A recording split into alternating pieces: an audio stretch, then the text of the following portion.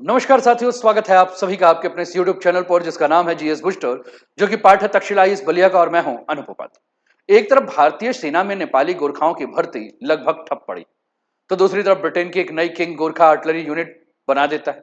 खुद ब्रिटेन के राजा king Charles तृतीय नेपाली गोरखा सैनिकों के सामने खड़े होकर कहते हैं, we are proud of you. अब सवाल ये उठता है कि क्या नेपाल बदल रहा है? क्या नेपाल अब धीरे धीरे इंडिया से दूर जा रहा है? क्या चाइना की बढ़ती मौजूदगी ने साउथ एशिया के पावर पॉलिटिक्स को बदल दिया है? और सबसे बड़ा सवाल, क्या भारतीय सेना में नेपाली गोरखाओं की भर्ती का वह दौर खत्म होने जा रहा है जो 200 साल से भी ज्यादा पुराना है?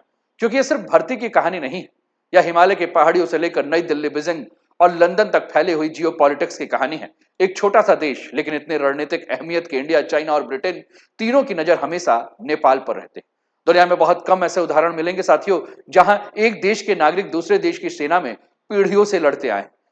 इंडिया और नेपाल का रिश्ता सिर्फ खुली सीमा का रिश्ता नहीं है, यह ब्लड, ब्रेवरी और ट्रस्ट का भी रिश्ता है। लेकिन फिर सवाल उठता है कि अगर रिश्ता इतना गहरा है, तो नेपाल में समय समय पर एंटी इंडिया सेंटीमेंट क्यों उभरता है? काला पानी और लिपू लेक जैसे विवाद क्यों होते हैं? चाइना ने नेपाल में कितना प्रभाव बढ़ाया और अग्निपथ स्कीम आने के बाद गोरखा रिक्रूटमेंट क्यों रुक गई? और क्या सचमुच नेपाल इंडिया से दूर जा रहा है, या फिर ये एक जियो पॉलिटिक्स का अस्थायी उतार चढ़ाव है? आज हम तथ्यों के आधार पर समझेंगे Nepal, India, China, Gorkha recruitment और साउथ एशिया की सबसे दिलचस्प जियो पॉलिटिकल स्टोरी। लेकिन सबसे पहले हम समझते हैं आखिर कौन है गोरखा और दुनिया की सबसे बहादुर लड़ाकू जातियों में उनकी गिनती क्यों की जाती है। साथियों, चैनल पर पहली बार है तो चैनल को सब्सक्राइब करके बेल आइकन दबा दीजिए कि यहां आने वाले हर वीडियो का नोटिफिकेशन आपको टाइम पर मिल सके, जिससे कि आप लाइव जुड़कर क्लासेस का जो है वह पूरा का पूरा फायदा उठा सके, पूरा बेनिफिट ले सके। साथ ही इस वीडियो को आप कहां से देख रहे हैं, ये भी कमेंट के माध्यम से जरूर बताएं। वीडियो को लाइक कर दीजिए, चैनल को सब्सक्राइब तो करना ही है और उसके बाद शेयर भी कर दीजिए। तो चलिए शुरुआत करते हैं आज के इस शानदार सेशन की। और आज का टॉपिक आपकी स्क्रीन पर है, नेपाली गोरखाओं का सम्मान, किंग चार्ल्स ने की तारीफ, लेकिन भारत में भर्ती क्यों रुक गई है। साथियों, आज जो समाचार जिसको हम विश्लेषित करने जा रहे हैं, इसके लिए हमने ब्रिटेन के ही 3 समाचार पत्रों की कटिंग ले ली है।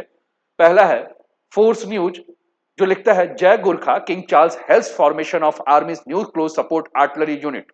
दूसरा है पर्सपेक्टिव, लिखता है, king marks important new chapter for a newly form Gorkha artillery unit. और तीसरा जो है वो लिखता है, the king remarks at a Gorkha artillery formation parade Larkhill. तो चलिए शुरुआत करते हैं सेशन की। और सबसे पहला सवाल कि गोरखा कौन है और पूरी दुनिया उनसे इतनी प्रभावित क्यों?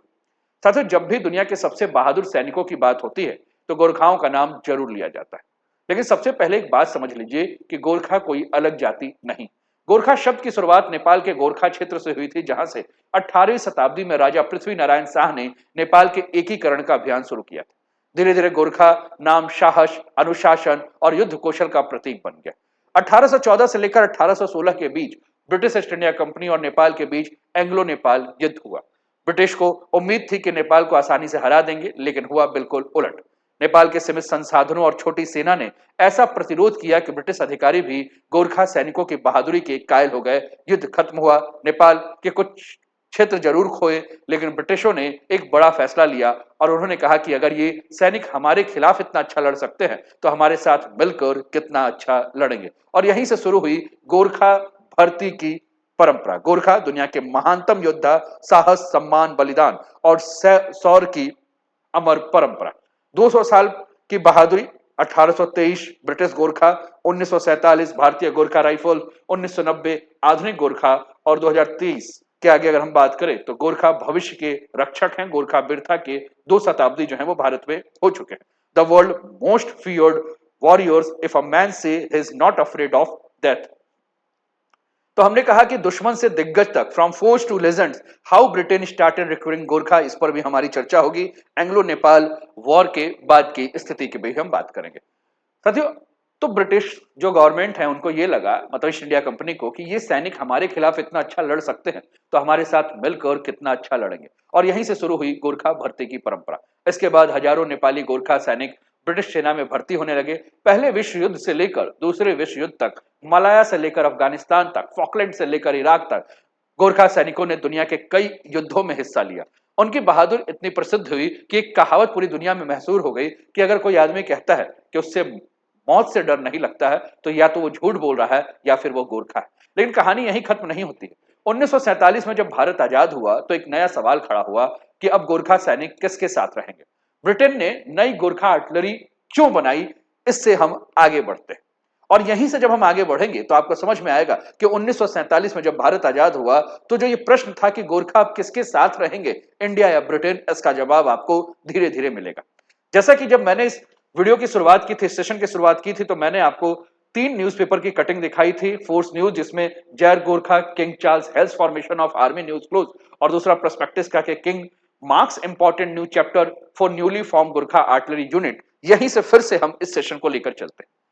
साथियों, कहानी की शुरुआत इस ताजा घटना से हम इसलिए कर रहे हैं क्योंकि हाल में ब्रिटेन के किंग चार्ल्स तृतीय ने नई किंग गोरखा आर्टिलरी यूनिट की फॉर्मेशन परेड में हिस्सा लिया, गोरखा सैनिकों की खुलकर तारीफ की और उन्होंने साफ कहा कि हमें आप पर गर्व है। सुनने में ये एक सामान्य सैन्य कार्यक्रम लग सकता है, लेकिन जियो पॉलिटिक्स के नजरिए से काफी महत्वपूर्ण है, क्योंकि ब्रिटेन ने पहली बार गोरखाओं के लिए एक डेडिकेटेड आर्टिलरी यूनिट बनाई, जिसे भविष्य की आधुनिक युद्ध आवश्यकताओं के हिसाब से तैयार किया जा रहा है। यानी गोरखा सैनिक अब सिर्फ पारंपरिक इन्फेंट्री भूमिका तक सीमित नहीं रहेंगे, बल्कि आधुनिक आर्टिलरी सिस्टम और एडवांस मिलिट्री टेक्नोलॉजी के साथ भी काम करेंगे। अब यहाँ एक दिलचस्प संयोग दिखाई देता है। जिस समय ब्रिटेन गोरखा सैनिकों की भूमिका बढ़ा रहा है, उसी समय भारतीय सेना में नेपाल से नई गोरखा भर्ती कई वर्षों से रुकी हुई है। और यहीं से कई सवाल जो है वो खड़े होते हैं। क्या ब्रिटेन नेपाल के साथ अपने सैन्य रिश्तों को और मजबूत कर रहा है? क्या इंडिया अपने पुराने स्ट्रेटेजिक एडवांटेज को खो रहा है? और आखिर गोरखा सैनिक इतने महत्वपूर्ण क्यों हैं? 200 साल बाद भी दुनिया की बड़ी सेनाएं उन्हें अपने साथ क्यों रखना चाहते हैं? और इन सवालों का जवाब समझने के लिए हमें आज से लगभग 200 साल पीछे जो है वो जाना होगा। तो चलिए 200 साल पीछे चलते हैं और 200 साल पीछे की यात्राओं से जो है फिर इस सेशन को आगे की तरफ बढ़ाते हैं। साथियों, क्योंकि गोरखा भर्ती की कहानी दोस्ती से नहीं हुई थी, बल्कि एक युद्ध से इसकी शुरुआत हुई थी। एक ऐसा युद्ध जिसमें ब्रिटेन और नेपाल आमने सामने खड़े थे। जब ब्रिटेन और नेपाल दुश्मन थे, तो आज ब्रिटेन और गोरखाओं का रिश्ता काफी मजबूत आपको दिखाई देता होगा, लेकिन बहुत कम लोग जानते हैं कि इसकी शुरुआत दोस्ती से नहीं बल्कि युद्ध से हुई थी। और साल था 1814। एक तरफ थी ब्रिटिश ईस्ट इंडिया कंपनी और दूसरी तरफ था नेपाल का गोरखा साम्राज्य। उस समय गोरखा शासक तेजी से अपने राज्य का विस्तार कर रहे थे।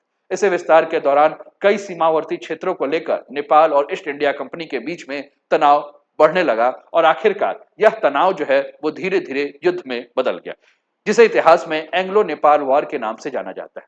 ब्रिटिशों को विश्वास था कि उनकी आधुनिक और बड़ी सेना नेपाल को आसानी से हरा देगी, लेकिन मैदान में हुआ कुछ और। नेपाल के गोरखा सैनिकों ने सीमित संसाधनों के बावजूद ऐसा प्रतिरोध किया कि ब्रिटिश अधिकारी भी हैरान रह गए। कई मोर्चों पे गोरखाओं ने बेहद बहादुरी से लड़ाई लड़ी। युद्ध का परिणाम अंततः यह हुआ कि ब्रिटेन के पक्ष में जो है इसका परिणाम गया और 1816 में ट्रीटी ऑफ सुगौली पर हस्ताक्षर हुए। नेपाल के कुछ क्षेत्रों को जो है वो नेपाल को त्याग करना पड़ा और युद्ध ने एक ऐसी चीज पैदा की जिसने इतिहास को बदल दिया। ब्रिटिशों ने महसूस किया कि जिन सैनिकों से लड़ना इतना मुश्किल है, उन्हें अगर अपने साथ रखा जाए तो बहुत ही ज्यादा समझदारी होगी। और यहीं से पहली बार गोरखा सैनिकों को ब्रिटिश सेना में भर्ती करने का विचार पैदा हुआ।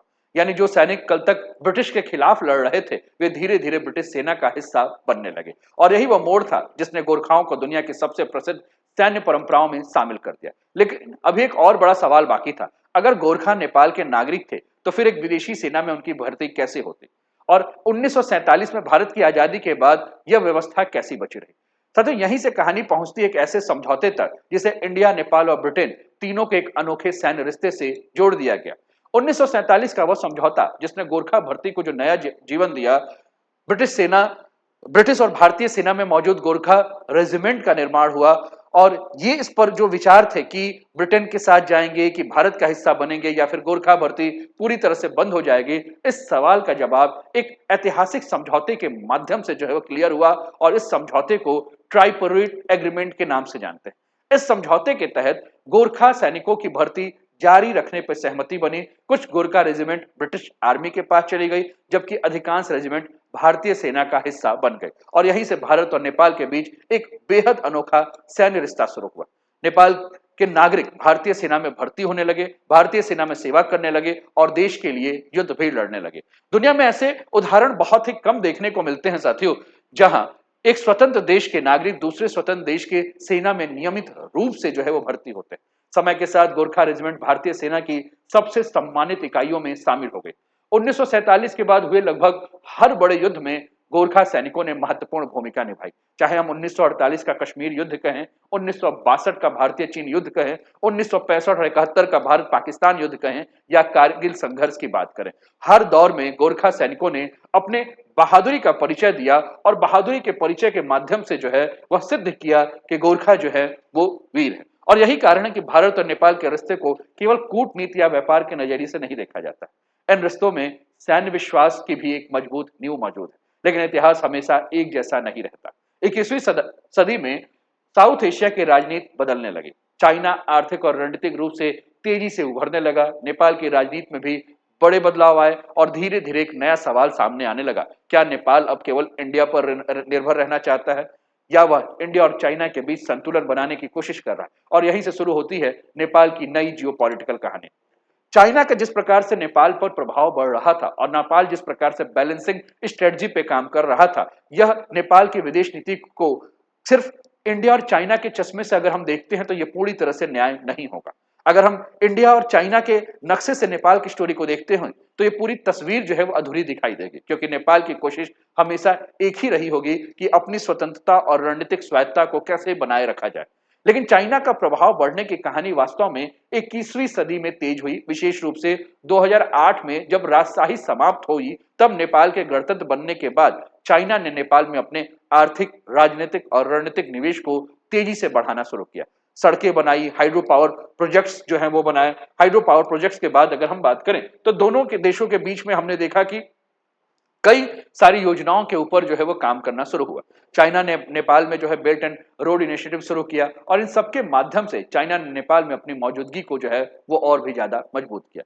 नेपाल के लिए इसका फायदा भी था, क्योंकि दशकों तक नेपाल की अर्थव्यवस्था और व्यापार काफी हद तक इंडिया के ऊपर निर्भर है। ऐसे में चाइना एक वैकल्पिक साझेदार के रूप में सामने आया। लेकिन इसका मतलब ये नहीं कि नेपाल ने इंडिया को छोड़ दिया। असल में नेपाल की नीति में अक्सर बैलेंसिंग स्ट्रेटजी कहा यह जाता है कि इंडिया से भी अच्छे संबंध रखना है और चाइना से आर्थिक लाभ लेना है और किसी एक पक्ष पर जो है वो पूरी तरह से निर्भर नहीं होना है। और यही कारण है कि कभी नेपाल इंडिया के साथ बड़े समझौते करता दिखाई देता है तो कभी चाइना के साथ। लेकिन इस बैलेंसिंग एक्ट के बीच में कई बार तनाव भी पैदा होता है, विशेषकर तब जब सीमा विवाद, राजनीतिक बयान या आर्थिक मुद्दे सामने आते हैं। तो यहीं से नेपाल में समय समय पर इंडिया विरोधी भावनाएं भी जो है दिखाई देती है। हालांकि यह समझना जरूरी है कि नेपाल में इंडिया विरोधी भावनाएं नेपाल की सरकारी नीति और दोनों हमेशा एक जैसी नहीं होती है। जन भावना बदल सकती है, सरकारें बदल सकती है, लेकिन इंडिया और नेपाल के बीच लोगों का संपर्क, खुली सीमा, व्यापार और सांस्कृतिक रिश्ते आज भी बेहद गहरे हैं। फिर भी एक घटना ऐसी हुई जिसके चलते नेपाल और इंडिया के बीच की दूरी जो है वो आपको कहीं ना कहीं बढ़ी हुई दिखेगी, जिससे दोनों देशों के बीच रिश्ते में तनाव देखने को मिला, और वो था काला पानी, लिपू लेक और ओलंपियाधुरा का सीमा विवाद। और यहीं से कहानी जो है वो दिलचस्प हो जाती है। काला पानी विवाद जो है जब इंडिया और नेपाल आमने सामने आए, और यहां से जो रिश्ते, जिसको हम कहते हैं कि एक दोस्ताना रिश्ता था, लेकिन यह दोस्ताना रिश्ता दोनों देशों के बीच कभी मतभेद के रूप में भी उभर कर आया। वो मतभेद जब जो कि दोनों देशों के बीच में कभी हुआ ही नहीं था। और सबसे बड़ा और सबसे चर्चित विवाद में जो है वह काला पानी, लिपू लेक और ओलंपियाधुरा क्षेत्र का सीमा विवाद आया। यह इलाका भारत, नेपाल और चीन के संगम पर स्थित एक रणनीतिक क्षेत्र है। समस्या की जड़ जो है वह 1814 से लेकर 1816 के बीच में जो युद्ध हुआ, जिसको कि हम एंग्लो नेपाल युद्ध के नाम से जानते हैं, उन युद्ध के बाद 1816 में जब सुगौली की संधि हुई, तो उस संधि के बाद कहीं ना कहीं काली नदी, नेपाल और ब्रिटिश इंडिया के बीच जो सीमा बना रही है उसी को लेकर विवाद हुआ। लेकिन यह विवाद इस बात पर है कि काली नदी का वास्तविक उद्गम कहां है, और आज भी 200 साल के बाद भी इस विवाद का आज तक जो है वो निर्णय नहीं हो पाया है। नेपाल अपना पक्ष रखता है, भारत अपना पक्ष रखता है। इंडिया और नेपाल इस प्रश्न को जो है वो अलग अलग रूप से इसकी व्याख्या करते हैं, और यहीं से सीमा को लेकर दोनों देशों के दावे जब अलग हो जाते हैं तो विवाद भी जो है वो बढ़ता जाता है। और कई दशकों तक यह विवाद अपेक्षाकृत शांत भी रहता है और कभी कभी इस पर जो है वो उछाल भी आ जाता है। लेकिन 2020 में मामला अचानक सुर्खियों में आ गया, जब इंडिया ने लिपू लेक तक जाने वाली मार्ग में एक नए सड़क का उद्घाटन किया, जिसके माध्यम से जो है वह कैलाश मानसरोवर यात्रा की शुरुआत हुई, और नेपाल ने इसका कड़ा विरोध किया। नेपाल का कहना था कि सड़क उसके दावे वाले क्षेत्र से गुजरती है, और इसके बाद नेपाल ने एक नया आधिकारिक नक्शा जारी किया जिसमें काला पानी, लिपू लेक और ओलंपियाधुरा को नेपाल का हिस्सा दिखाया। इंडिया ने इस दावे को स्वीकार नहीं किया और दोनों देशों के बीच में कूटनीतिक तनाव जो है बढ़ गया। उस समय मीडिया और सोशल मीडिया पर भी काफी तीखी बहस देखने को मिली। कई लोगों को लगा कि इंडिया नेपाल संबंध में अब कोई बहुत बड़ा बदलाव आएगा। लेकिन यहाँ एक महत्वपूर्ण बात समझनी होगी कि सीमा विवाद होने का मतलब ये नहीं होता है कि दोनों देश जो हैं वो एक दूसरे के दुश्मन बन गए। आज भी इंडिया और नेपाल के बीच खुली सीमा है। लाखों नेपाली नागरिक भारत में काम करते हैं और कुछ नेपाली भारतीय जो है वो नेपाल में भी काम करते हैं। दोनों देशों के बीच गहरे सांस्कृतिक, धार्मिक और पारिवारिक रिश्ते मौजूद है। यानी एक तरफ सीमा विवाद है लेकिन दूसरी तरफ सहयोग और संपर्क भी जो है वो दोनों देश के बीच में जारी है। हालांकि इसी दौरान एक और बहुत बड़ा बदलाव देखने को मिला, वो था चाइना नेपाल के बीच में जिस प्रकार से नजदीकियां बढ़ रही थी, चाइना का जिस प्रकार से नेपाल पर प्रभाव जो है वो बढ़ रहा था। साथियों, इंडिया की सेना में गोरखा भर्ती को लेकर एक नई चुनौती भी इसी के साथ साथ आ रही थी। साल 2022 में भारत ने अग्निपथ स्कीम की घोषणा की और यहीं से गोरखा भर्ती का मुद्दा एक नए मोड़ पर पहुंच गया। और जिसकी वजह से पिछले कुछ वर्षों से अगर हम बात करें तो जिसकी वजह से पिछले कुछ वर्षों से हमें क्या देखने को मिला कि इंडिया नेपाल सैन्य संबंधों का सबसे ज्यादा जो है वो चर्चा होना शुरू हो गया। साल 2022 में भारत सरकार ने अग्निपथ जब स्कीम की शुरुआत की और इस नई व्यवस्था के तहत सैनिकों की भर्ती पहले की तुलना में अलग तरीके से होने लगी। अधिकांश जवानों को केवल 4 साल की सेवा के लिए भर्ती किया जाना था और उनमें से केवल एक हिस्से को आगे स्थायी सेवा का अवसर मिलना था। भारत के लिए यह एक सैन्य सुधार था, लेकिन नेपाल के सामने एक नई दुविधा जो है वो खड़ी हो गई। नेपाल सरकार ने इसको लेकर सवाल उठाया कि 1947 में जो ट्राइपराइट एग्रीमेंट हुआ था, उस एग्रीमेंट के तहत होने वाली गोरखा भर्ती पर यह नई व्यवस्था स्वतः लागू नहीं मानी जाएगी और इसके लिए दोनों देशों के बीच में नई सहमति की आवश्यकता जरूर होगी। इसी मुद्दे पर नेपाल ने तुरंत अपनी मंजूरी नहीं दी और परिणाम यह हुआ कि नेपाल से नई गोरखा भर्ती जो है वो रुक गई। यानी पहली बार ऐसा हुआ कि दशकों से चली आ रही भर्ती प्रक्रिया अनिश्चितता में फंस गई और यहीं से कई तरह की चर्चाएं शुरू हो गई। कुछ लोगों ने कहा कि यह सिर्फ कानूनी और प्रशासनिक मुद्दा है, जबकि कुछ लोगों ने इसे इंडिया नेपाल संबंधों से जोड़कर देखना शुरू कर दिया। लेकिन वास्तविकता थोड़ी अधिक जटिल है। नेपाल की चिंता केवल भर्ती की नहीं थी, बल्कि उन युवाओं के भविष्य में थी जो 4 साल की सेवा के बाद वापस नेपाल लौटेंगे। उनकी पुनर्वास की व्यवस्था क्या होगी, उनका करियर क्या होगा, उनकी कानूनी स्थिति क्या होगी, इन सवालों की स्पष्टता की मांग जो है नेपाल सरकार के द्वारा भारत से की गई। और यही वजह है कि गोरखा भर्ती का मामला केवल सैन्य विषय नहीं रहा बल्कि कूटनीतिक और राजनीतिक मुद्दा भी बन गया। और इसी दौरान एक दिलचस्प बात सामने आई। जब इंडियन आर्मी में नई भर्ती रुकी हुई थी, तब ब्रिटिश आर्मी गोरखा भर्ती जो है वो जारी रखी हुई थी और यहीं से कुछ लोगों ने सवाल उठाना शुरू कर दिया कि क्या ब्रिटेन इस स्थिति का लाभ उठा रहा है? क्या नेपाल के युवा इंडिया के बजाय ब्रिटेन को प्राथमिकता देंगे? और सबसे महत्वपूर्ण सवाल, क्या इससे इंडिया की रणनीतिक स्थिति पर कोई असर पड़ेगा? साथियों, इन सवालों का जवाब इतना सीधा नहीं था, क्योंकि इसके लिए हमें समझना होगा कि नेपाल वास्तव में इंडिया, चाइना और ब्रिटेन तीनों के साथ अपने रिश्ते को कैसे देखता है। और यहीं से हम पहुंचते हैं सबसे महत्वपूर्ण प्रश्न पर कि क्या नेपाल सचमुच इंडिया से दूर जा रहा है। साथियों, जो सबसे बड़ा सवाल है कि क्या नेपाल सच में इंडिया से दूर जा रहा है। सोशल मीडिया पर अक्सर ऐसा दावा किया जाता है कि नेपाल पर अब चाइना का प्रभाव ज्यादा देखने को मिल रहा है, इंडिया का प्रभाव कम देखने को मिल रहा है। साथियों, दोनों देशों के रिश्ते पहले जैसे नहीं रहे, लेकिन अगर तथ्यों को देखें तो तस्वीर इतनी सरल नहीं है।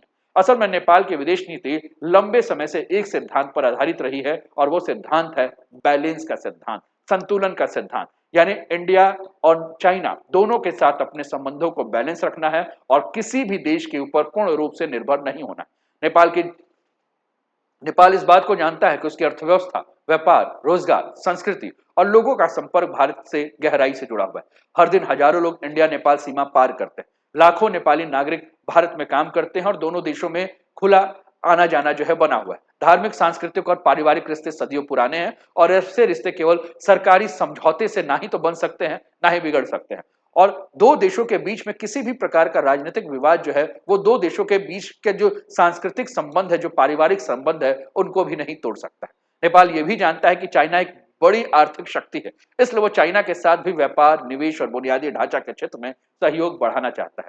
साथ साथ में वो चाइना के साथ अपने हितों, रणनीति और संतुलन को भी तय करना चाहता है। यानी नेपाल का लक्ष्य इंडिया को छोड़ना नहीं, बल्कि अपना एक विकल्प जो है वो बढ़ाना है। और कभी कभी राजनीतिक बयान, सीमा विवाद या राष्ट्रवाद की राजनीति दोनों देशों के रिश्तों को जो है और भी ज्यादा तनाव के रूप में आगे लेकर बढ़ती है। लेकिन तनाव और दूरी दोनों एक ही चीज नहीं है साथियों। और यही वजह है कि तमाम विवादों के बावजूद इंडिया आज भी नेपाल का सबसे महत्वपूर्ण साझेदार बना हुआ है और नेपाल भी भारत की सुरक्षा, हिमालय रणनीति और क्षेत्रीय स्थिरता के लिए बेहद महत्वपूर्ण देश के रूप में आपको दिखता है। इसलिए कहना कि नेपाल पूरी तरह से इंडिया से दूर जा रहा है, शायद वास्तविकता को बहुत ज्यादा सरल बनाना होगा। सच्चाई यह है कि नेपाल एक संतुलन बनाने की कोशिश कर रहा है, इंडिया के साथ अपने ऐतिहासिक रिश्ते को बनाए रखते हुए चाइना और अन्य देशों के साथ अवसर भी तलाश रहा है, और यही साउथ एशिया के जियो पॉलिटिक्स को इतना दिलचस्प बना रहा है, क्योंकि यहाँ रिश्ता सिर्फ दोस्ती या दुश्मनी नहीं तय करते।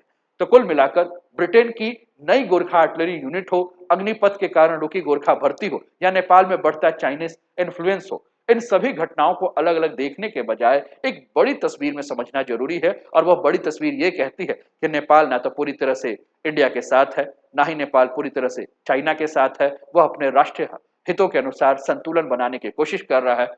अब सवाल आपसे है कि आप क्या सोचते हैं, क्या नेपाल आने वाले वर्षों में इंडिया के और करीब आएगा, या चाइना के प्रभाव में और ज्यादा पास चला जाएगा? अपनी राय कमेंट के माध्यम से जरूर बताएं। अगर वीडियो पसंद आया हो तो लाइक शेयर सब्सक्राइब करना ना भूलें।